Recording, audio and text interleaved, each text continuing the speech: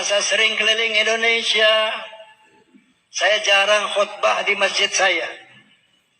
Satu Jumat saya khutbah di situ, setelah dengar itu. Saya lihat pengurusnya beda semua. Ini kamu siapa? Saya bilang. Oh saya ini Pak Haji ini. Jenggotnya panjang-panjang. Celana cingkrang-cingkrang. Kamu siapa? Saya bilang. Saya ini, mana pengurus lama? Oh pengurus lama nggak ada, bla bla bla bla bla. Rupanya ritual keagamaan Jumat sudah berubah semua. Jadi pengurus Masjid Husnul Khotimah sudah digusur sama ini orang. Ada orang ambilin masjid. Iya Bang Haji ini, waduh ini kurang ajar, ini meresahkan ini. Begitulah saat itu terjadi. Pengambil alihan pengurus masjid begitu masif. Prof, ada dengar nggak keresahan umat? Ada kelompok orang baru ini. Tiba-tiba membidah-bidah dengan nggak tahu dari mana nongolnya ini. Untuk menjaga masjid-masjid yang khususnya beral-aqsunnah wal jamaah, berorientasi kepada madzhabul arba'ah, untuk tidak dirampas oleh teman-teman kita dari Wahabi. Saudaraku ma'asyiral muslimin rahimakumullah. Kali ini saya akan tanggapi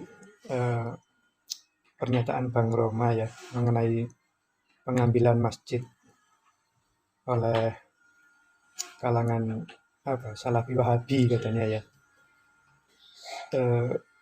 Sudah ada memang beberapa komentar ya mengenai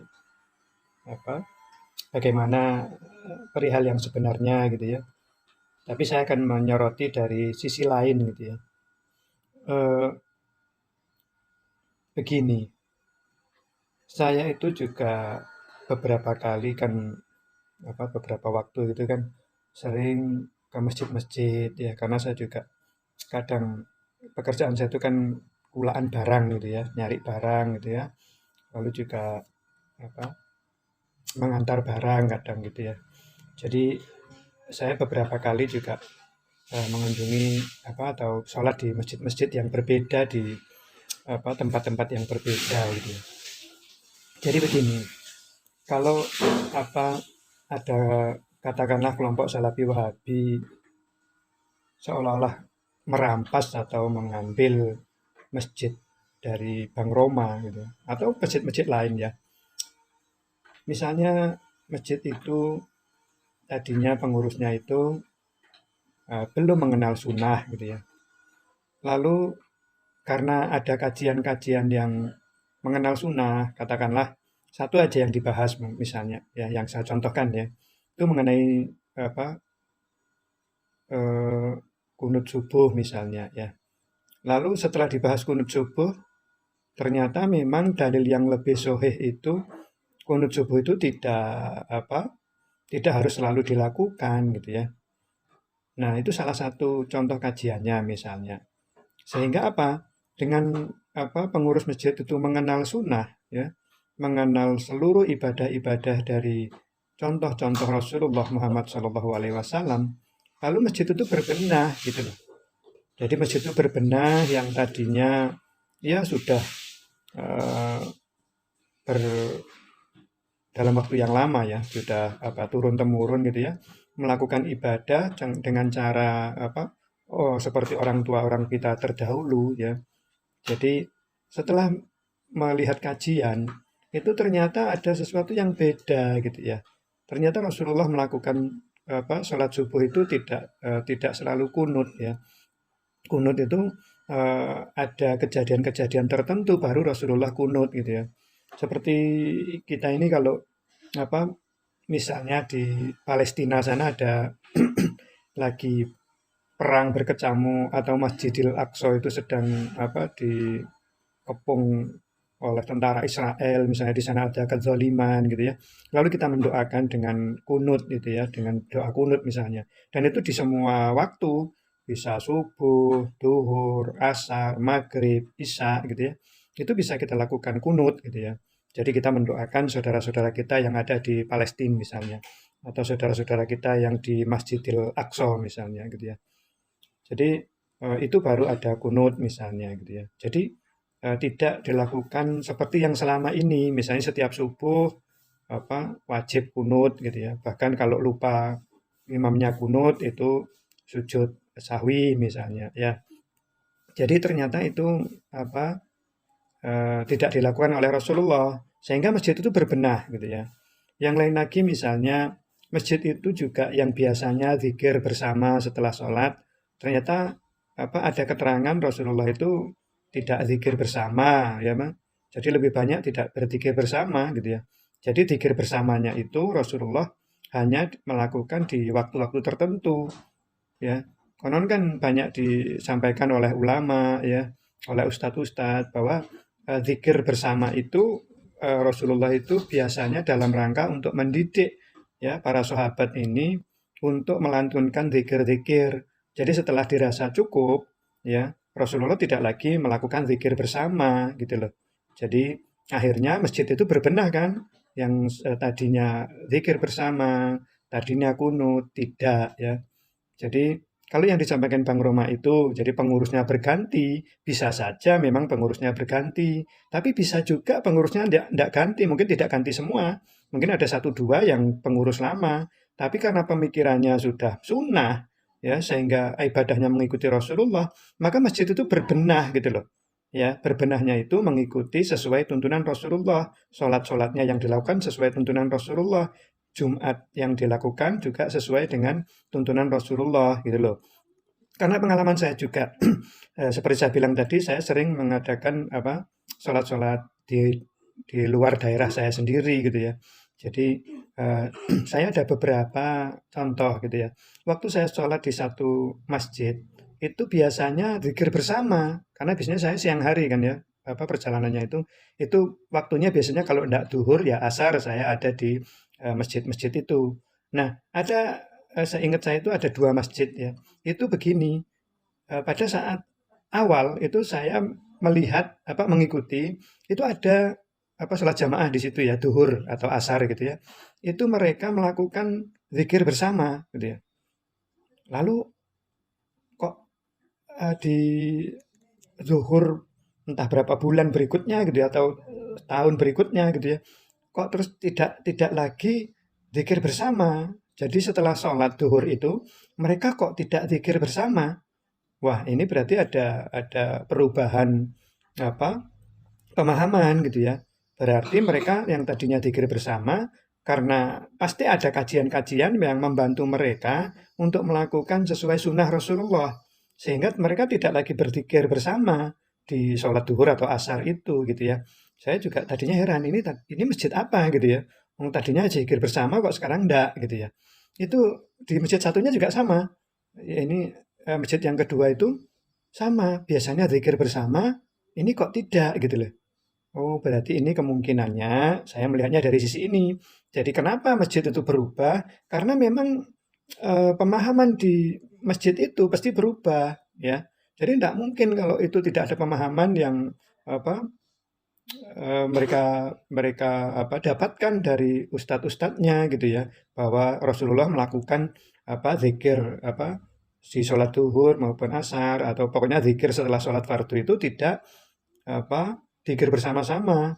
Zikir bersama itu hanya Rasulullah mencontohkan begitu dianggap apa eh, dianggap para sahabat ini sudah mampu berzikir sendiri ya, dilepas dengan Rasulullah tidak lagi melakukan zikir bersama. Nah, saya yakin pemahaman itu yang ada sehingga dua masjid yang saya temui itu berbeda. Tapi ada juga yang ini juga ya mungkin toleransi ya. Ini ada masjid toleran tapi saya bukan di masjid ini, di salah satu musola. Itu juga gitu di luar wilayah saya gitu ya. Saya ikut sholat di satu musola begitu. Kadang-kadang kan saya lewatnya sering di situ ya, sehingga sering saya sholat di musola itu gitu ya. Itu kadang-kadang sholatnya itu kalau imamnya si A gitu, itu nggak pakai zikir bersama. Ya setelah sholat ya sudah zikir sendiri-sendiri. Tapi suatu saat ada imam yang lain, itu setelah sholat zikir bersama. Jadi di satu musola ini dilakukan dua hal yang berbeda. Ini mungkin karena jamaahnya pertama tidak banyak gitu ya, sehingga sesuai dengan imamnya gitu ya. Imamnya tidak zikir bersama ya tidak zikir bersama. Tapi imamnya zikir bersama ya ikut zikir bersama gitu ya. Ini masih ada toleransi dua, nggak tahu ini dua pemahaman yang berbeda gitu ya. Tapi yang dua masjid tadi karena biasanya kalau masjid itu continue ya jamaahnya kan banyak itu. Berarti masjid yang tadinya zikir bersama, kunut setiap subuh lalu tidak kunut di subuh, lalu zikir bersama setelah sholat lalu tidak zikir bersama, ya pasti itu kesepakatan dari seluruh pengurus itu dan juga jamaah di situ. Jamaah sudah sepakat, ya. Maka kalau disampaikan oleh Bang Roma itu begini, katanya Salafi Wahabi itu merampas, ya, mengambil masjidnya, gitu ya. Saya yakin nggak bisa kok mengambil itu. Jangankan mengambil ya sekali lagi, jangankan mengambil. Ustadz-ustadz sunnah itu untuk berceramah saja itu bisa digagalkan kok. Betapa ustadz yang sudah lulusan Madinah, ya, ustadz yang mungkin 5 tahun, mungkin 10 tahun, mungkin bisa lebih dari 10 tahun, bisa jadi 15 tahun di Madinah, sekolah di sana, sekolah agama di sana, ya, eh, dan lulus dengan predikat yang baik begitu ya, itu ke masjid-masjid yang sudah setuju masjidnya itu untuk diadakan ceramah ustadz sunnah itu, kan ternyata ditolak. Ya, bagaimana bisa merampas masjid kalau ceramah saja ditolak gitu loh. Jadi nggak masuk kan di ini yang saya lihat, saya melihat dari sisi ini gitu loh.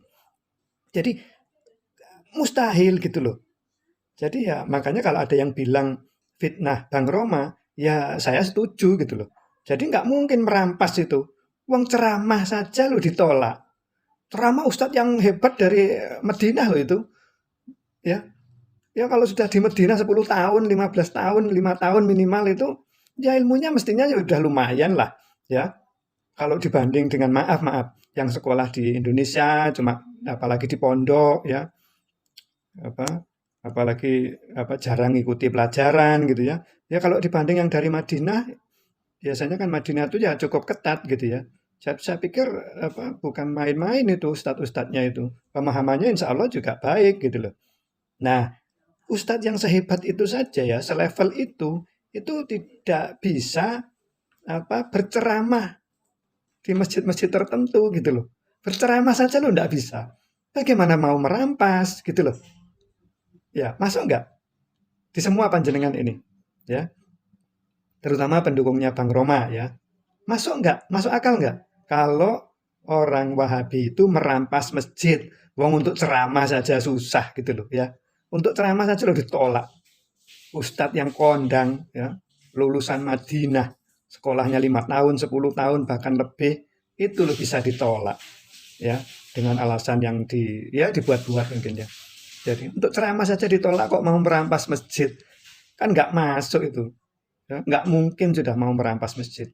Tapi kalau pemahaman orang-orang di masjid, misalnya takmir masjid itu berubah, yang tadinya dia melakukan ibadah-ibadah yang tidak sama dengan Rasulullah, lalu mendapatkan ilmu, mendapatkan pemahaman bahwa Rasulullah melakukannya begini, begini, begini, tidak dikir bersama, tidak kunut, tidak selalu kunut, ya mereka paham, lalu mereka berubah, ya. Jadi masjid itu berubah, akhirnya pengurusnya sepakat, termasuk masyarakat di situ sepakat bahwa kita, yuk mulai saat ini kita lakukan sholat ini sesuai dengan apa yang dicontohkan oleh Rasulullah Muhammad Shallallahu Alaihi Wasallam. Kira-kira demikianlah ya. Jadi saya menyoroti dari hal lain. Sekali lagi, kemungkinan orang-orang yang kita sebut Wahabi itu mengambil atau merampas masjid, kemungkinannya hampir tidak ada. Karena jangankan merampas, untuk berceramah saja bisa atau banyak yang ditolak. Semoga mencerahkan. Dan saya senantiasa berdoa, semoga kita bersama-sama Rasulullah Muhammad SAW diridhoi dan dirahmati Allah untuk bersama-sama masuk ke surganya Allah. Semoga bermanfaat. Mohon maaf. Terima kasih. Wallahu alam. Wassalamualaikum warahmatullahi wabarakatuh.